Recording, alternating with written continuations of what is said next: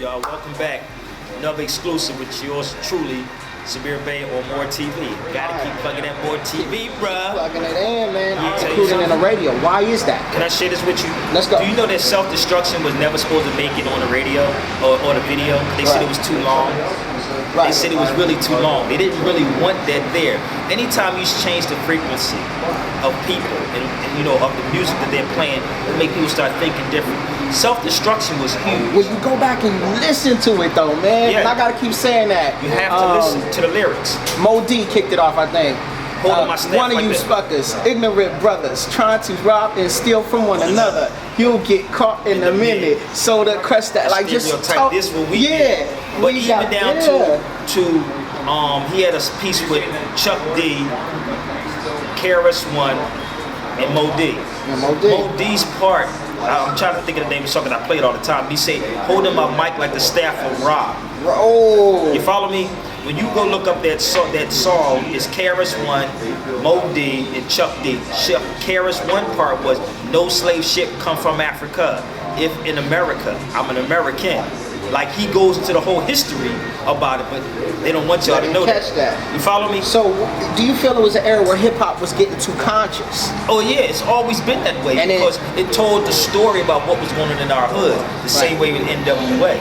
Right. When NWA was going through what they were going through, we were going through the same thing they were going through on the East Coast with the police. Yeah, let me speak on that as somebody that's from the West, and I was influenced by that. Hip hop's been my life since day one. I grew up listening to that. Ice Cube literally raised me. There's another guy from the West that a lot of people may not know, like King T. Woo, King T, great, yeah. No hip hop. Yeah. So when we used to listen to it, I remember the Bart Simpson shirts. I remember the cross colors, the Malcolm X shirts. You remember when I was in, man? And everything was cool to be black and the conscious. You know what I mean? Like that was the fad then. And then slowly that came out. Then everything became Dickies. Then everything became Chucks. Then everything became, you gotta be in the gang. And it was cool to be in the gang. If you wasn't in the gang, and then I contribute that and I start to see the flow on the frequencies of the music change on the radio. Slowly but surely they took away the original K-Day. You know what I mean? That went away. Then all of a sudden it came out with the new stations that was pushing this new music.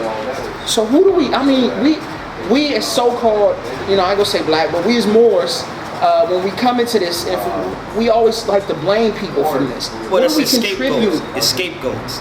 That's all it is, scapegoats. But when you sit with Bam or you sit with Karis One, they'll tell you how when hip hop started, it was never supposed to leave out the Bronx. They saw money in it, so they said, "Yo, let's give this guy who's going to turn out 300,000 or 200,000." Especially if you're from the street. Yeah, I mean, if you're from the street, let's be realistic with it. So what happened? They fed off of that, and we bit into it. And if you're true to the game of hip hop, you would never stray away from it. So now, what do? They call everything that people are saying now old school. When hip hop is the youngest genre. True school. Yeah, it's all true school. Hip hop is the youngest genre out here. Once you, and people say, well, that's y'all new stuff. Let me give you a little bit of history on where this word hip hop, first of all, come from. I know a lot of people think that they know. When you look up a tribe, the tribe called the Wolof. The Wolof is spelled W-O-L-O-F. The Wolof. The Wolof tribe is from West Africa, and it's the Senegalese Moors. In the word hip, which means hippie, it means to open one's eyes. If you go online, you can look it up. It means to open one's eyes. And they always taught in a circle, which we call the cipher today. The cipher is a circle, and the MC was in the middle. The word hop is German, means to urge forward. So once you understand that hip-hop didn't start in 1972, 73, the form of hip-hop we're talking about there, but the word hip itself is always ancient, it's always in our culture.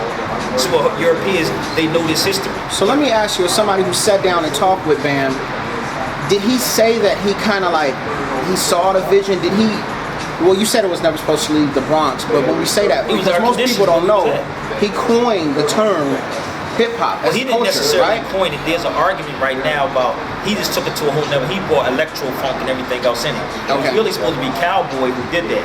See what I'm saying? That came later. It was really Cowboy who initially we're talking about Cowboy. What was that? Well, with Flash and everybody else. Okay. You know, so what happens, he was the one that really had coined the word hip-hop. So it really wasn't Bam.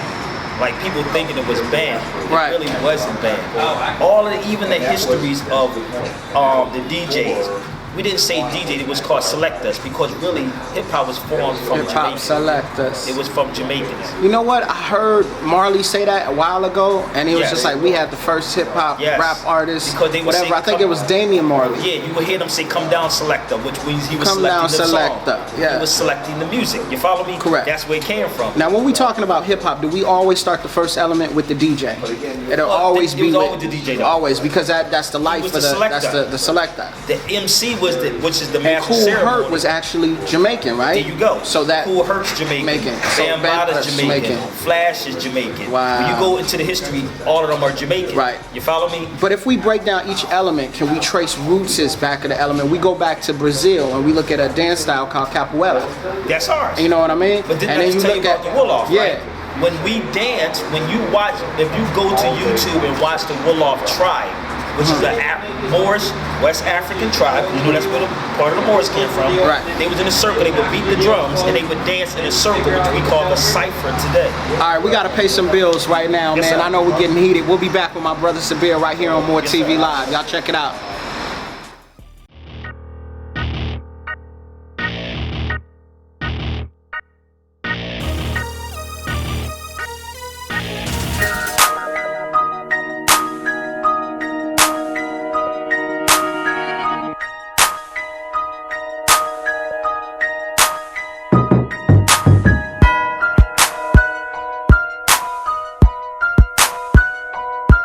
Showing thoughts of rhyme, knocking those times. Showing thoughts of rhyme, knocking those times.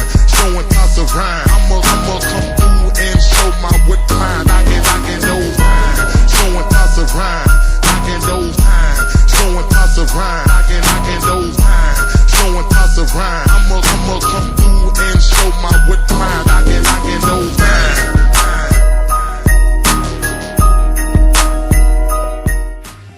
As a former attorney, one of the things I have come to realize is there are Moorish American city officials, Moorish American law enforcement officers, Moorish Americans who fight and serve this country. So we have to understand the majority of Moorish Americans are law-abiding United States of America citizens, with the protection under the Constitution to practice religion as they see fit. In 2010, President Obama signed on to the rights of indigenous people. Many Moorish Americans are indigenous to America. So what Moorish Shield does is it helps to notify law enforcement magistrates and judges about Moorish Americans. Going into 2015 to 2016, we will continue to work with government and city officials, as well as the Secretary of State office, to assure that all Moorish Americans' rights are protected.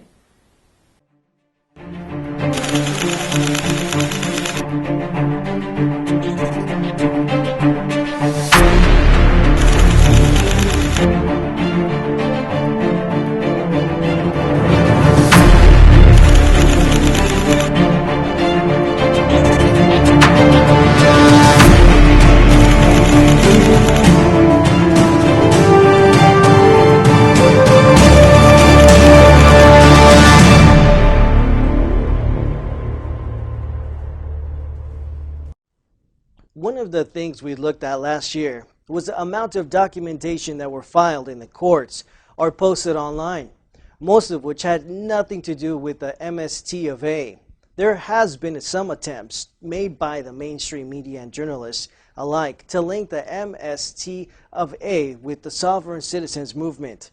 Moorish Americans are not sovereign citizens. We had a Moorish American who was detained for doing nothing more than giving his religious title and ID. However, the officer was untrained and made an unlawful arrest of failure to ID. We worked with that Moorish American's temple to get him released immediately. Moorish Shield not only works with fixing these issues at the court level, but we are also working with city officials and municipalities to get police officers the proper training and familiarity with the law-abiding Moorish American organizations. Moorish Americans are not African American or black. They are United States of America citizens who have a right to freedom of religion.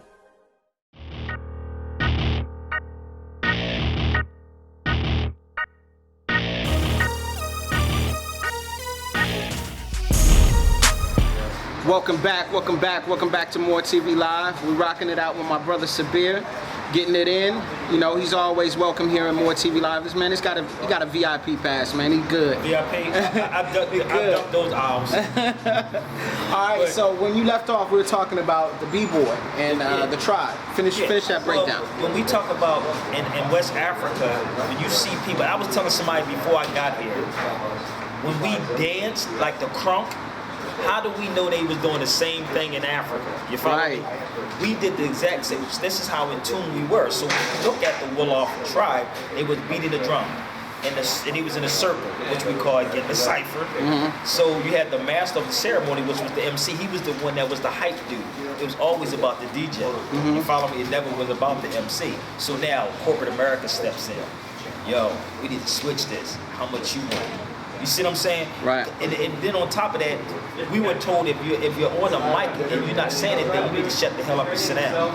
Okay. Now That's how most of the dudes are. Let's continue to break down the elements. So that gives us the history of the B-boy. You know what I mean? You can trace it through, like you said, roots of Brazil, which connect back to Africa and so on and so forth. But what about the MC himself? Are we talking about the poet? Are we going back into the beatniks there? Are we dealing with the last poets? Gil Scott Heron. They was MCs also. Right. They were poets too. MC only means the master of ceremony. Okay. That's all it really means. We always had that person in the middle. Remember the cipher, and everybody's in the middle of the cipher. You got two dudes doing what in the cipher? Battling, right? Or you spitting your verse, right? That's all it really is. So yes, the last poets is that. And if you understand the DJ, let's go back. You gotta study what a DJ is. And we spell DJ D-E-E-J-A-Y. And actually Ronald Reagan was a DJ. A lot of people don't know that. Ronald Reagan was a DJ? Do your research. Are you gonna put on that on there? Somebody go research that. We're gonna call brother Sabir out on that. Yeah, call me out. You can't say stuff on Moor TV and not back that up, man. Call me out on anything, but make sure you come with your Y'all leave a comment below.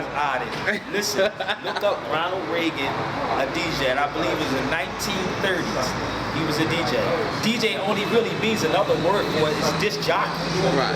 That's all it really means. See, so people don't understand the music aspect of it. You have to sit with pioneers of hip hop and find out where all this stuff comes from. Man, let me get this chain real quick. Show everybody what you rocking right now. Boom Bat Nation. Man. Shout out to my brother. A lot of people keep it on the B side. A lot of people don't know about this right here. When your tape come out. You remember that? When the tape used to come out, you record. You know, they young. They really don't know that. You know, or they don't know about hip hop. Shout out to the 80s baby, man. I'm an 80s baby, so I love hip hop, man. Yeah, you gotta listen, man, you gotta love hip hop because hip hop is always gonna be here even when we're gone. But you have to stay true to it. Again, let's go back to this film and I was talking about Straight Outta Compton. Straight Outta Compton. Love the movie. I had an elder tell me that we shouldn't be in this day and age saying F the police. I said F the police because I understand the conditions of our people right now. What they were doing in this movie is more than just them saying F the police and calling women bees. It was more than that. They were dealing with contract issues. They were dealing with this Jewish guy. Hey, can we touch on that real quick? Hold on. Sure. You said something, man. You hit a knob, man. Yeah. I think, you touched on it before, but really when the business side came in is when it got screwed up. When you hear Ice Cube in his earlier interviews, he said, I never had a problem with my group. I love my group. And he talks about the Jew, Jerry Heller, when he got involved in everything, and that's what a problem was. And if you go back to what I believe is the greatest diss song on the planet, No Vaseline. And he's on there, he's saying getting by a Jew, you know what I mean? And talking about Jerry Heller. And that was real. It was real, but it was a lot of stuff that was in the movie really wasn't in there. There was a lot of stuff that was in and wasn't out. I understand it's a film.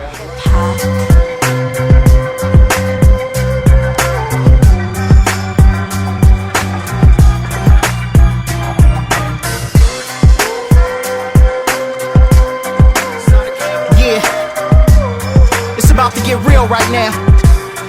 Listen, welcome to Los Angeles, California, home of the streets where there's a 9-year-old trap.